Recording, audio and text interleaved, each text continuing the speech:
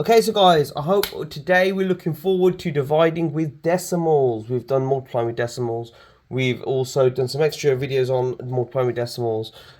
We've done an introduction for the components of a division equation for dividing with decimals to help you along with that. I don't have the capability to link that, but I'll find a way and link that somewhere. If not, it'll be in the description. I do highly recommend that you go ahead and check out that video just to find out what the different components of a division equation are and what purposes they serve. And I'll do a very, very short recap for you if you haven't. Okay, so here we have 48 divided by 4 equals 12. Not teaching you anything groundbreaking or new here. I'm assuming you guys knew that already. But unless you watched the other video, you might not know this is called a dividend. This number here, the 48. This is the total amount that we're splitting up. And you might hear me refer to it as the dividee. Only reason is I'm trying to be fun and playful. I think an employee gets employed, a dividee gets divided. So a good way in my classes of keeping things fun is I call it a dividee instead of a dividend. Sounds very formal and financial. Here we have our star up here. This is the divisor. So this tells us how much we're splitting a number up by, our total amount we have at the beginning, the number it tells us that we're splitting up by, how much we're sharing by, and this leaves us here with a quotient. And if you think about it, two numbers times together to give you a product. A number is divided by another number to give you a quotient. And you can think about this as a quota. So a quota is a certain target to hit. It could be that there's 48 reports that need reading. There's 4 members of staff, so they have a quota of reading 12 of reports each. Okay, so let's have a look. What if one of these was a decimal? So let's take the dividend. Let's put a decimal in the dividend. Let's put a decimal in the dividend. So we have 4.8. We could even go as far as to have 0.48 divided by 4. Both of these are something that's doable. If you think about a pizza, we don't have the full amount of a pizza. If you think about something we want to share, it's less than 1. Once we open a bottle of Ribena or juice, we've opened up 1 and we are sharing 1. So here, the dividend can be a decimal number. That's fine, not a problem. And what I'm going to do is I'm going to do a bus stop method to show that this all works as well in a second. But here, the number we're dividing by, how can you split the less than 1? Yeah? Do you want to split something? I want to split it up. Or do you want to split it into 2? No, I want to split it into 1. Oh, okay, so here's the whole thing. If you're splitting it less than 1, how does that even make sense? If you split it less than 1, no matter what you split it into, you're either splitting it 1 or you split it into 2. So this can get quite confusing. For this reason, this here is fine, this here is fine, but we do not want any decimals in our divisor. That is a big no-no. That will cause a lot of problems, and I'm going to show you 2 really quick rules to be able to circumvent this and make it so you can divide your decimals in a second. So I don't know if you guys know this, I like to break down numbers. So 4.8 can really be written as 48 divided by 10, right? So it's 48 divided by 10 divided by 4. I can switch these two round. There's no priority pass in which division gets to go first. So if we can do 48 divided by 4 divided by 10. 48 divided by 4 is 12. 12 divided by 10. So I'm left with an answer of 1.2. And if you notice, there's one division of 10 here in my calculation. This is 10 times smaller than my original answer of 12. I also want to show you how to do this via bus stop method as well, because it's a really useful technique to understand. So first thing we do, I always do this first, is there's a decimal place here. I would like to go ahead and put a decimal place up here. It just means that I don't forget and that I don't put it in the wrong place later. So how many 4s go into 4? Oh, lovely, just 1. How many 4s go into 8? 2. And there we go, I have an answer of 1.2, again. So this is another way of being able to do this division. We just put it into bus stop. We make sure that we put our decimal place here and here. It might be that this goes on for a while. It's not such a nice division. And you need to put some zeros here to carry forth your remainder, but we'll cover one of those examples at a point as well. Okay, so let's get straight to it here. Main event, guys. This is the exact reason why we're here. We want to know how to go about one of these when not the dividend is a decimal. We've done that. We're fine with that. It's possible. We can split 1.5 pizzas.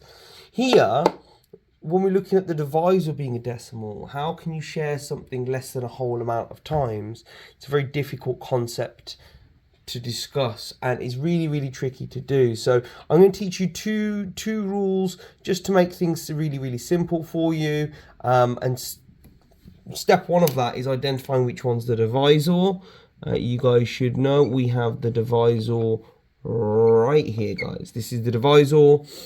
So rule one is actually that the divisor must be a whole number. So if the divisor is a whole number, it's an integer, it has no decimal places, whatever number it is, decimal is right at the end. So the divisor must be a whole number. I really advise, guys, you write this down. This is rule number one. I advise you write this down. There is underlining and some capitals because this is really important. The whole thing doesn't work unless you make the divisor a whole number. Now, how are we going to do that? We've got 0.4. So how are we actually going to do that? Well, we've actually got quite a sneaky trick. We can go ahead and we can times, if I get rid of this, and go ahead and times this here by 10. If I move the decimal place from here to here, I will have the number 4, and it'll be a whole number. So that's great. And that's fantastic. And I'll get 48 divided by 4, which is 12. But that's not actually the answer to this question. If you have a look at the relationship between these numbers, my answer should actually probably be 10 times bigger than that, actually. So let's go ahead and have a look at rule number 2. And hopefully that can help us make sense of what to do next. So rule 2 actually asks us to go ahead and multiply the divisor and the dividee, or the dividend, by the same number. Again, we've got some capitals here, guys. We've got some underlining. It's really important that we must multiply the divisor and the dividee. So both sides of the equation, both components of the equation, must multiply by the same number. Okay, and that's quite interesting. I'm going to have to jump on another board to show you exactly why. But before I do that, if I do go ahead and do that, I'll be timesing this by 10 as well. And I'll have 480 divided by 4, 0.4 times 10. 4 divided by 48 should give me 12. Pop the 0 on the end, 120, okay? 120, fantastic. Now I'm going to jump on another board and show you exactly why we need to maintain rule number 2. So to understand things a little bit clearly, I decided to go ahead and write them as a fraction. So here, this equation is 18 divided by 3, and we wrote it as a fraction. 18 becomes a numerator, this is the denominator. And what we can go ahead and do is we can multiply 18 over 6 by just a multitude of different numbers. So for example, if I want to take 4, I can go ahead and times them by 4. So 6 times 4.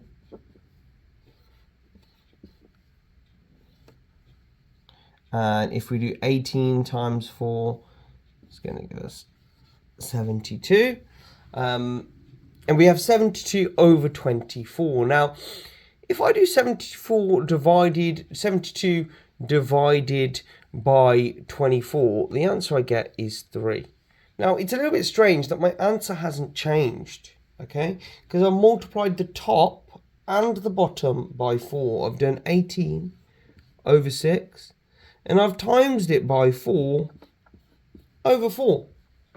Okay, and it gives me the same answer. The reason being is 4 over 4 is just equal to 1. So I can write this as 18 over 6 times 1. And what happens when I times something by 1? Nothing. Nothing happens. Nothing at all. So what I can go ahead and do is I can times by the top and the bottom with any number, and it means all I'm doing is actually timesing by 1. So if I do 18 over 6 and I times them both by 100, well, that's fine. I'm timesing them both by 1. So my answer here is 3, and then it becomes 1,800 divided by 600. My answer is still 3. Okay, here my quotient, my quota, it stays at 3. So for example, if I had 18 cupcakes to split between 6 people, well, if I had 18 cupcakes split between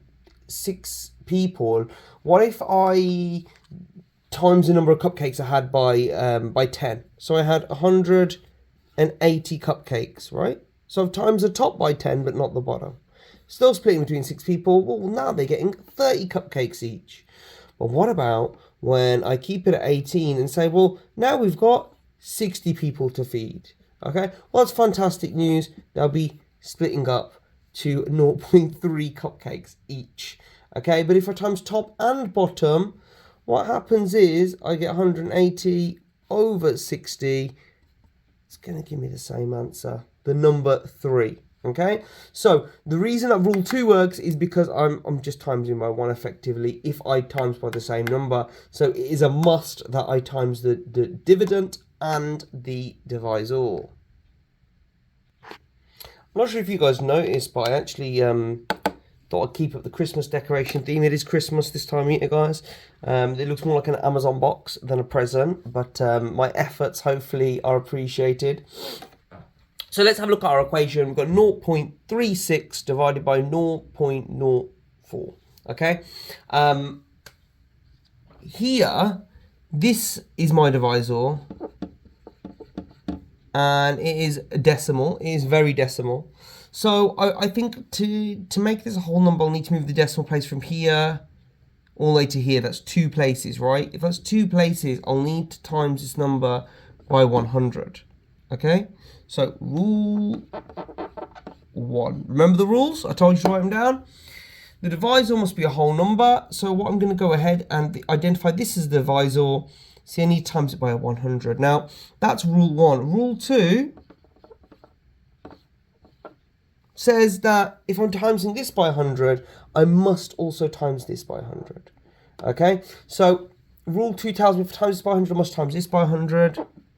Guys, as you can see, there's not a whole lot of working out with this, but one thing that I will ask that everybody does, especially when learning and practicing this until we get better and better to the stage where we can do these happily, I would go ahead and just rewrite this whole thing after timesing both by 100. So this becomes 36 divided by 4. We all know that as 9. Okay, fantastic. So I think we've got a good understanding of how this works and what's going on. I am going to do a couple of more examples just so you understand what happens when the situation or the numbers are slightly different. For example, here we can have 0.36 divided by 0. There we go. This is the difference here, 0.4, okay? So this is 0.04, this is 0.4. What's the difference? Well, so it's not that different, it's not that hard. All we're going to do is we're going to go ahead and do the same process. So rule 1 says that this needs to be a whole number. This is my divisor, it must be an integer, so I times by 10. Okay, rule 2. Turns around and says, well, you got to do the same over here, mate. Times this by 10 as well. Can't do one and not the other. Can't do the bottom and not the top. You've got to do them both, okay? So go ahead and times by 10 and end up one place. 3.6 divided by one place, 4. Okay? So here we've got a different answer. And what we could do here is I'm hoping you guys can recognize from the other one, this is 36 divided by 4 divided by 10. And your answer is going to be 0.9. But you might be a little bit stuck. Another option you have is go ahead, put it into bus stop. How many 4s go into 3? 0. Okay, so carry the 3 over. How many 4s go into 36? 9. Okay, there we go, 0.9. So this is what happens here. We can see that this number, my divisor, is bigger than my dividend. This means that my answer will be less than 0. If my divisor is bigger than my dividend, then my answer is less than 0. Right, before going, I'm going to go ahead and take another look at an example where my divisor is bigger than my dividend and my answer is less than 1. Okay, so here our divisor is 0.5 and it's larger than our dividend, 0.08. We know this because here our number appears in the tenths column, in the first decimal place, and here it appears in the second column. Okay, it appears in the second column. This is to the hundredths place value, tenths place value, hundredths place value. The further along these numbers are, the smaller it is, especially if these are empty. So here there's a 0.08 divided by 0.5. This one is clearly bigger. But again, we're going to have to follow rule 1, which is make sure the divisor here is a whole number. Well, to make this a whole number, I'm going to times by 10. Rule 2, guys, notice there's not much writing. I'm just writing rule 1 and rule 2. Rule 2 is telling me to do the exact same, so I'm going to times by 10 again, which means it's going to give me 0.8 divided by 5. Okay, 0.8 divided by 5. Throw it into bus stop, guys. Let's not overcomplicate this. So my divisor stood outside the bus stop. An axe trying to chop up my 0.8. Don't forget to put my decimal there. How many 5s go into 0? None. How many 5s go into 8? Oh, 1. Okay, but we have a remainder. We have a remainder of 3. Okay, so 5 goes into 8 once. Perfect. 5 goes into 30 how many times? Well, it goes into 36 times. Okay. And then I don't actually need these zeros here, but it goes. It's good to be prepared. It goes into 0.8 16 times. 0.1. Sorry, 5 goes into 0.8 0.16 times, which is actually really interesting. So my answer here is 0.16. It's going to be less than 1. Now, quickly, let's have a look. If we swap the positioning round, how does it actually affect our calculation? Well, here we go. We end up with 0.8 divided by 0.05. Let's try and speed up our working out process. Rule 1. What does it tell us? The divisor here must be a whole number, must not be a decimal. So I'm going to times this by 100. Rule 2. Rule 2, what does it tell me? Well, whatever you're doing over here, you got to do it over here. It's not complicated rules, guys. But one thing I will need to do is rewrite this. I see lots and lots of students trying to sit here with this, and then they'll try and work it out in their head. Why? How long is it really going to take me to move these decimals to the right places? Yeah, 80 divided by 5 took me a couple of seconds. This here is 16, as I know. Okay, so the difference in my answers when obviously the decimal place in the wrong different places, but here my dividend was larger than here my dividend is larger than my divisor. Here my divisor is larger than my dividend. Okay, so fantastic. You guys can see what happens the other way around, and in fact I'm actually going to go ahead and show you another quick method.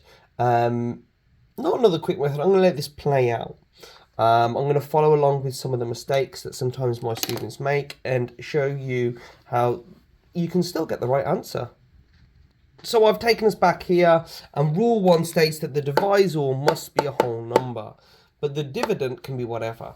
Well, some students don't actually like the idea of doing any sort of division with decimals, and they really don't like this. So what they'll go ahead and do is they'll say, hey, this is going to end up being 0.8 divided by 5. That's still a decimal, so I want to times by 100. Now, question is, does this break our rules? Does this break our rules? Rule 1, is rule 1 broken? No. Is rule 2 broken? Well, we times them by the same thing. So this is still within the rules and this is fine. So this would become 8 divided by 50. 8 divided by 50. So you can still do this method if you want to work with numbers. If you still want to work with numbers, that's fine. But then here, taking 50 and standing outside the bus stop, I feel like this is a little bit trickier.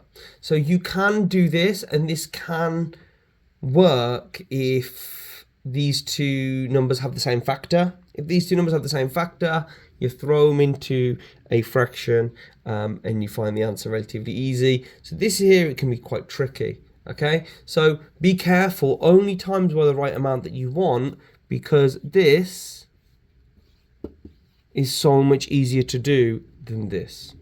Okay, but if the numbers were different and we had something that had factors, so guys here, this is if we had 0.08 divided by 0.4. So yeah, this is obviously these are gonna share factors. 0.8 divided by 4 is kind of what I would go with and throw it into bus stop. However, in this example here, because 8 is a factor of 40, they both share the factor of 8, well, they both share the factor of 4. What you can go ahead and do is write this as a fraction and say, well, there's 8 sets. 8 times 1 here and 8 times 5 here. Go ahead and cancel them 2 8s and say this is 1/5, okay, which is also known as 0.2. Okay, so this is an example where it did work out to go ahead and times by that little bit extra, and the reason being is because these two both have a factor of 8. Here, these two numbers don't share the same factors, or they do 2. They share a factor of 2, 8 and 50 do, but generally 8 and 5 don't share factors. Therefore, with this one, you're best off just going with times by 10 and doing bus stop like this. So right all, just a really quick sign off before I go, because it is really important that you one, appreciate my little doodles in the corner because it's Christmas and I'm practicing my art, but more important is that you realize that you remember these rules. Please make sure you write them down. I'd make a poster of them, you know, even if it's on your wall for like just a week or 2 weeks. Rule 1, the divisor must be a whole number. Rule 2, multiply the divisor and the dividee by the same number, okay? You guys can go ahead and pop this on a wall. You can do a practice example. You can explain to mom and dad. You can explain to your pet. You can explain to your cat. You can explain to your family, your siblings, your cousins, the postman, whatever you want, whoever you want to explain to. Jump on the phone, speak to a relative in a different country, and you can explain decimal division to them now. So, I hope you guys have fun practicing this. Have a lovely holiday. Bye.